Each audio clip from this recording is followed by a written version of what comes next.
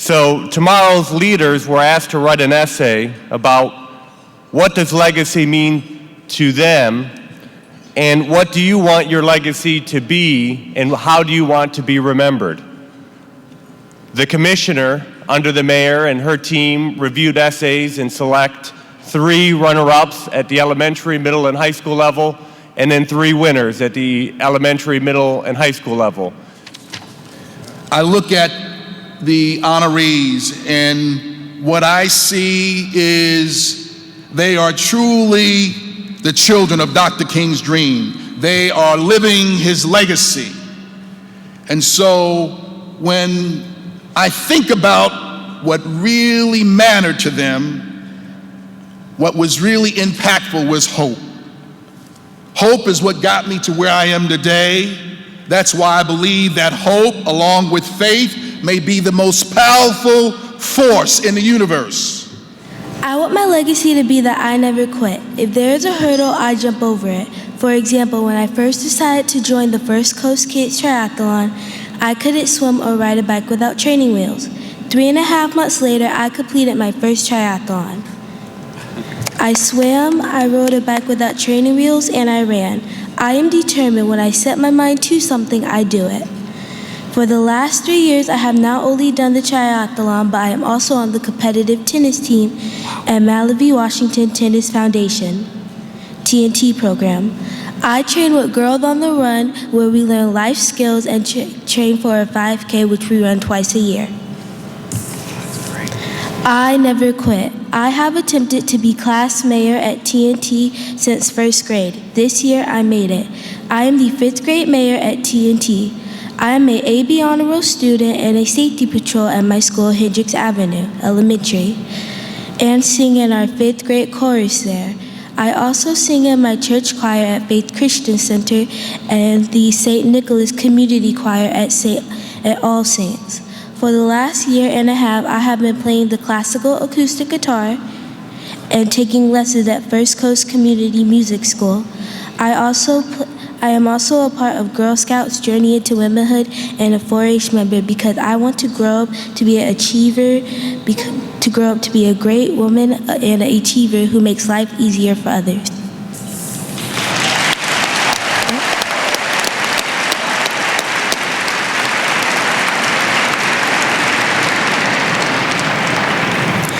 As a Girl Scout and Junior JIW, I help my community by feeding the homeless, bingo with the seniors, stocking shelves for food banks, decorating at community connections, food drives for the dog shelters, packaging food for the hungry overseas, among other things. Also, I volunteer in my spare time with my family, managing registration tables, passing out water to racers, feeding the homeless, community cleanups, just to name a few. Within the last year, I completed over 350 community service hours, but I would not like to be remembered.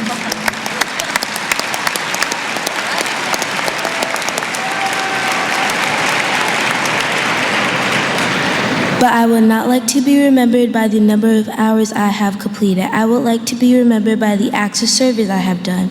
I would like it to be said not that I volunteered 5 hours helping Down syndrome kids, but that I gave 5 hours on a Saturday, making other children smile, helping them feel normal while having fun with the peer, participating in activities.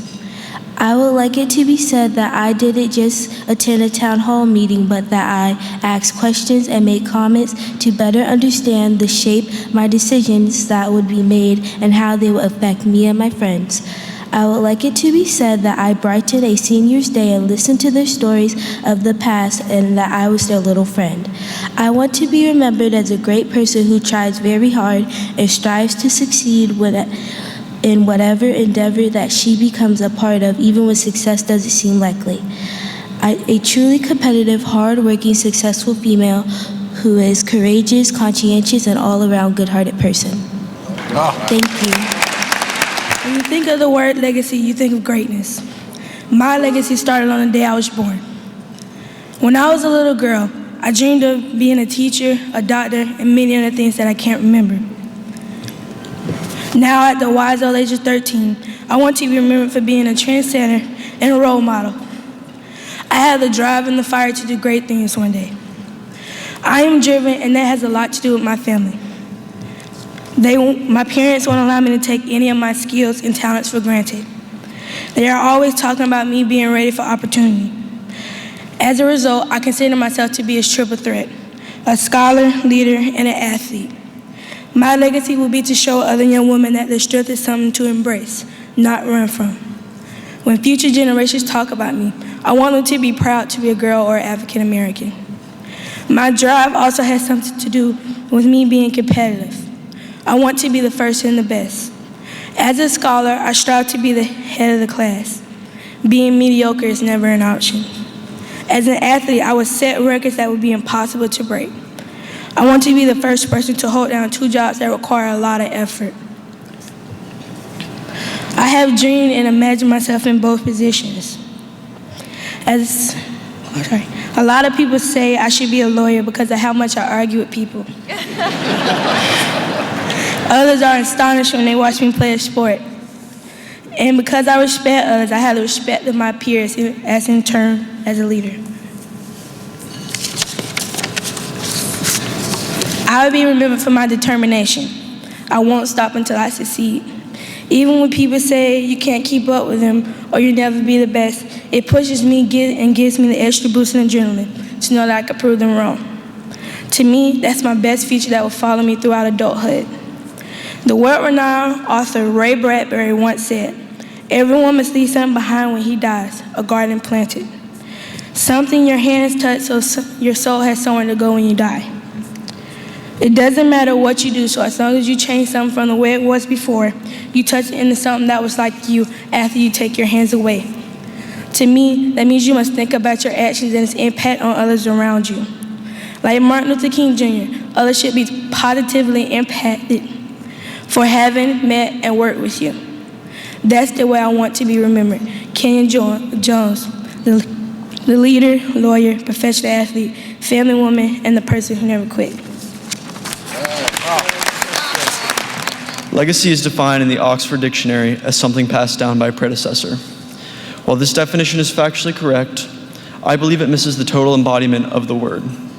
I view legacy as something that transcends time, race, gender, or age, because a legacy is unique to each and every one of us.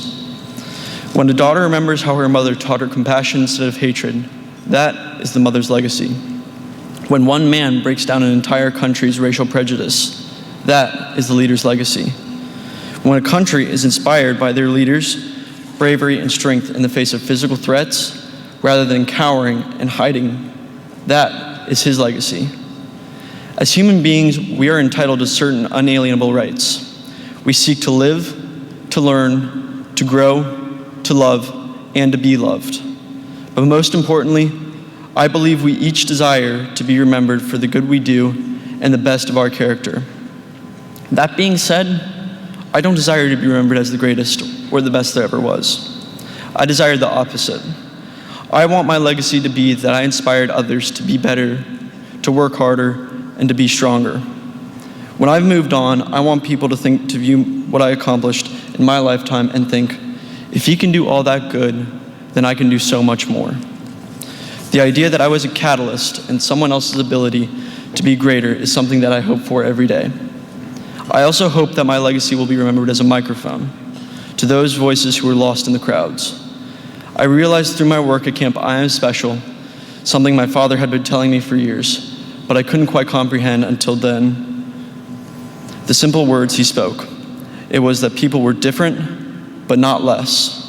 When I was asked for the first time to speak about Camp my father's words were playing through my head like a chorus, because I knew that I was beginning to make a difference for those who were generally excluded from society, because they were unjustly perceived to be diminished. It was a moment where I changed, a moment when I realized that I would not simply let others be pushed to the side, and I would use my voice, my actions, and my words to make certain that when I leave this earth, whenever that time comes, that I will have advocated on behalf of those less fortunate than myself to ensure that different, but not less, may be understood and heard. If I am able to change the world for the better through those words, my legacy, whatever it may become, will inspire those who come after me for years. That is what I want my legacy to be. Thank you. Justice.